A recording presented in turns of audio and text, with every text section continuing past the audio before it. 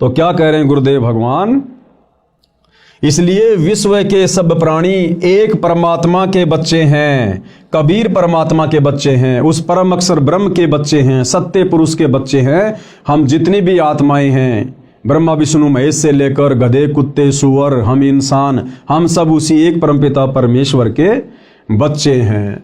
आगे पूज्य गुरुदेव भगवान क्या कह रहे हैं अपने विषय में जानकारी देते हुए, मेरा यानी रामपाल दास का विचार यह है कि जीव हमारी जाति है, मानव धर्म हमारा, हिंदू मुस्लिम सिख ईसाई धर्म नहीं कोई न्यारा। गुरुदेव भगवान क्या कह रहे हैं कि जीव हमारी जाति है, कि भाई हम सब जीव हैं।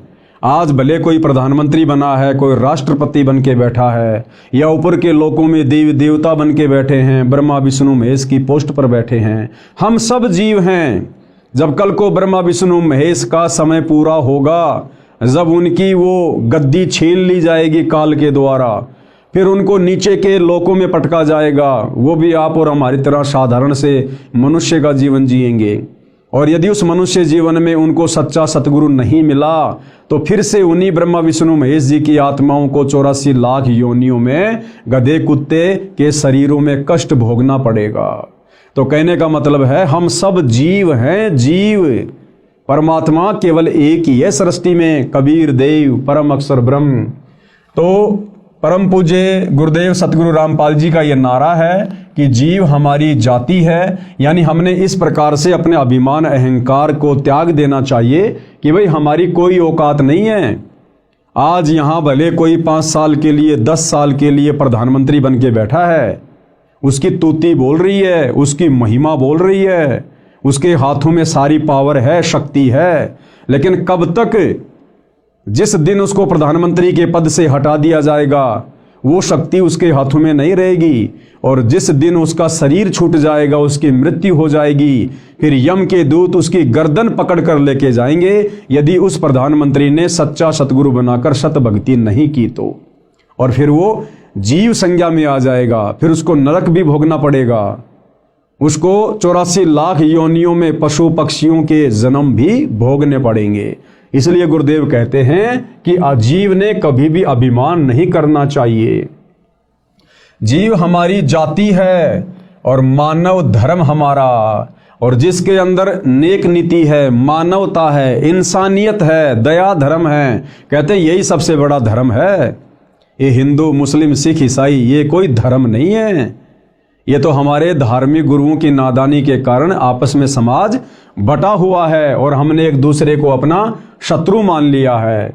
हिंदू मुस्लिम सिख ईसाई धर्म नहीं कोई न्यारा, अध्यात्म ज्ञान विज्ञान से सिद्ध करता हूं कि विश्व के प्राणी एक परमात्मा के बच्चे हैं, जो उस अपने पिता के पास जाने के लिए इच्छुक हैं। देखो भाई और बहनों, चाहे सतयुग में कोई भक्ति कर रहा था, तप कर रहा था, साधना कर रहा था, चाहे त्रेता में, चाहे द्वापर में, चाहे कलयुग के वर्तमान समय में, हर प्राणी इसी चाहत में भक्ति करता है कि मेरे को सदा के लिए सुख हो जाए।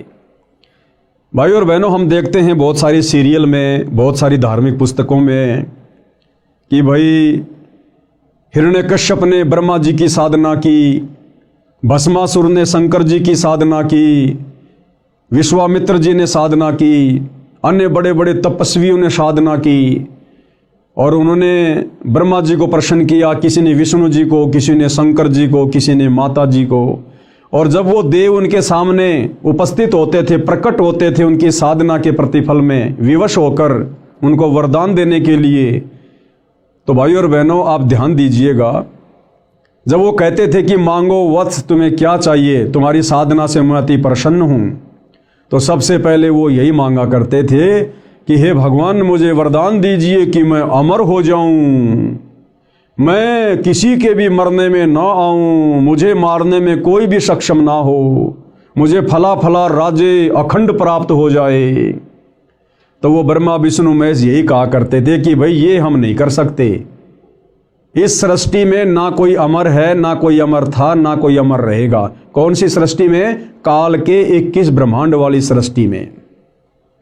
फिर वो दूसरा वरदान मांगा करते थे कि ठीक है मैं दिन में मरूं ना रात में मरूं, सुबह मरूं ना शाम में मरूं, इस प्रकार अपनी कल्पनाओं के आधार से वरदान वगैरह मांग लिया करते थे। और हम सबको पता है भाई और बहनों, अंत में उस हिरण्यकश्यप का अंत भगवान ने नरसिंह रूप धारण करके किया। तो इसी प्रकार से भाई और बहनों, जो भी साधु संत महात्मा या आम प्राणी भक्ति साधना करते हैं, उस साधना के प्रतिफल में उनकी यही इच्छा होती है कि मुझे सदा सदा का सुख हो जाए, मेरी कभी मृत्यु ना हो। लेकिन भाई इस 21 ब्रह्मांड में, इन 3 लोकों में, इस काल के लोक में हम चाहे कितनी साधना कर लें, यहाँ की उत्तम साधना है काल की, ब्रह्म की, जो गीता अध्याय 8 श्लोक नंबर 13 में वर्णन है कि ओम इति एक अक्षर ब्रह्म व्यवहारण माम अनुशमरण ये प्रयाति तजन देहम सयाति परमाम गतम। गीता का ज्ञान देने वाला भगवान ये ब्रह्म कह रहा है कि भाई मैं तो ब्रह्म लोक में रहता हूं और मेरी साधना करने वाला ओम नाम के साथ में वो ब्रह्म लोक में आ जाता है। और गीता अध्याय 8 श्लोक नंबर 16 में फिर कह रहा है कि ब्रह्म लोक पर्यंत सर्व प्राणी पुनरावर्ती में हैं, यानी मेरे ब्रह्म लोक में आकर भी ये जीवात्मा अमर नहीं है, सदा का सुख नहीं भोग सकती, वहाँ से भी इसको नीचे जाना पड़ेगा। जब इसकी भक्ति कमाई समाप्त हो जाएगी, फिर ये लक 84 में जाएगा, गधा कुत्ता सुअर बनेगा, जन्मेगा, मरेगा। तो भाई और बहनों, वो परम शांति कहाँ मिलेगी, वो शाश्वत स्थान कहाँ है, जहाँ जाने के बाद फिर कभी हमारी मृत्यु नहीं होती है, कभी हमसे वो सुख छीने नहीं जाते हैं, वो है सतलोक, सचखंड। तो क्या कह रहे हैं गुरुदेव भगवान कि विश्व के प्राणी एक परमात्मा के बच्चे हैं, यानी कबीर परमात्मा के, परम अक्षर ब्रह्म के, जो उस अपने पिता के पास जाने के इच्छुक हैं, उसी के पास जाने के लिए भिन्न भिन्न भक्ति के उपाय कर रहे हैं। कोई मंदिर में जाता है, कोई मस्जिद में जाता है, कोई चर्च में, कोई गुरुद्वारे में। अब संत गरीबदास जी की वाणी के आधार से विश्व के मानव की एकता को जानते हैं। संत गरीबदास जी की उपरोक्त वाणी का भावार्थ है कि विश्व के सब मानव, स्त्री या पुरुष, शरीर की संरचना एक समान है, यानी विश्व में जितने भी मानव शरीरधारी प्राणी हैं, स्त्री या पुरुष या किन्नर, तो गुरुदेव भगवान कह रहे हैं कि सबके शरीर की रचना एक समान है। हिंदू का भी नाक यही मिलेगा, मुसलमान का भी यही मिलेगा। हिंदू की भी 2 आंखें हैं, मुसलमानों की भी 2 आंखें हैं। हिंदू का शरीर भी एक समान है, मुसलमान का शरीर भी एक समान है। हिंदुओं की माता बहनों की शरीर की रचना भी एक जैसी है, मुसलमानों की माता बहनों की शरीर की रचना भी एक जैसी है। और हिंदुओं के शरीर में भी देवी देवताओं का वास है, कमल चक्र बने हुए हैं। मुसलमानों के शरीर में भी देवी देवताओं का वास है, कमल चक्र बने हुए हैं। सबके शरीर की रचना एक समान है, फिर भला हम अलग अलग कैसे हुए? हम सबको उत्पन्न करने वाला, बनाने वाला एक ही परमात्मा है। हम एक ही परमेश्वर की संतान हैं। भले वर्तमान में अज्ञानता के कारण हम उसे भिन्न भिन्न नामों से जानते हैं। जैसे कोई कहे मारो राम बड़ो है, कोई कहे खुदाई रे, कोई कहे ईसा मसीह बड़ो है, ये बाटा रहे लगाई रे। मुसलमान कहते हैं हमारा अल्लाह बड़ा है, हिंदू कहते हैं हमारा राम बड़ा है, ईसाई कहते हैं हमारा ईसा मसीह बड़ा है। कहते हैं हम तो नादान बच्चों की तरह अपने एक परमपिता परमेश्वर को आपस में बांटे हुए हैं, असल में वो एक ही है। संत गरीबदास जी की उपरोक्त वाणी का भावार्थ है कि विश्व के सब मानव, स्त्री पुरुष के शरीर की रचना एक समान है। प्रत्येक मानव, स्त्री पुरुष के शरीर में कमल दल यानी कमल चक्र बने हैं। मानव शरीर में ही मोक्ष प्राप्त किया जा सकता है। मोक्ष प्राप्ति यानी उस लोक में जाने का एक ही मार्ग है। कौन से लोक में? सतलोक में जाने का एक ही मार्ग है, एक ही रास्ता है, एक ही भक्ति है, जिसमें परमात्मा यानी परम अक्षर ब्रह्म कबीर देव निवास करता है। वह स्थान, वह परम पद है जिसके विषय में गीता अध्याय 15 श्लोक 4 में वर्णन है। कहा है कि तत्व ज्ञान प्राप्त होने के पश्चात, यानी गीता अध्याय 4 श्लोक 34 में गीता का ज्ञान देने वाला भगवान जो अर्जुन को कह रहा था कि अर्जुन, अगर तुझे उस परम पद की खोज करनी है, तुझे यदि उस शाश्वत स्थान में जाना है, सदा सदा का सुख भोगना है, तो तू किसी तत्वदर्शी संत की खोज कर ले। उस तत्वदर्शी संत को प्रसन्न कर, उसको दंडवत कर, उसके बाद वो तत्वदर्शी संत तुझे तत्व ज्ञान का उपदेश करेगा। तो ये वही बात यहाँ कही जा रही है। गीता अध्याय 15 श्लोक 4 में कहा है कि तत्व ज्ञान प्राप्त होने के पश्चात परमेश्वर के उस परम पद की खोज करनी चाहिए। परमेश्वर कौन? कबीर जी, परम अक्षर ब्रह्म सत्य पुरुष। और उनका वो परम पद क्या है? सतलोक, सचखंड। कहते फिर उस सचखंड की खोज करनी चाहिए, जहां जाने के पश्चात साधक यानी भगत फिर लौटकर संसार में कभी नहीं आते।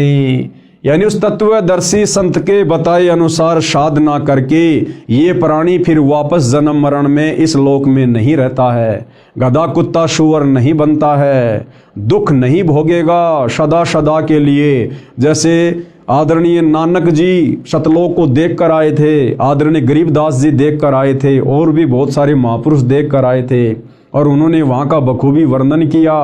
कहते हैं फिर ये साधक उस तत्वदर्शी संत की शरण में जाकर उसके बताए अनुसार साधना करके उस परमपिता परमेश्वर कबीर साहिब के परम पद को प्राप्त हो जाता है, जहाँ जाने के बाद प्राणी वापस लौटकर इस गंदे संसार में नहीं आता है।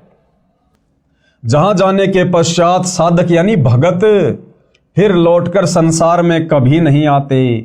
जिस परमेश्वर से संसार रूप वृक्ष की प्रवृत्ति विस्तार को प्राप्त हुई है, यानी जिसने सृष्टि की उत्पत्ति की है, जो सबका धारण पोषण करने वाला है, उसकी भक्ति करो। जो ब्रह्मा विष्णु महेश का भी धारण पोषण करता है, 33 करोड़ देवी देवताओं का भी धारण पोषण करता है, सृष्टि के प्रत्येक प्राणी का धारण पोषण करता है।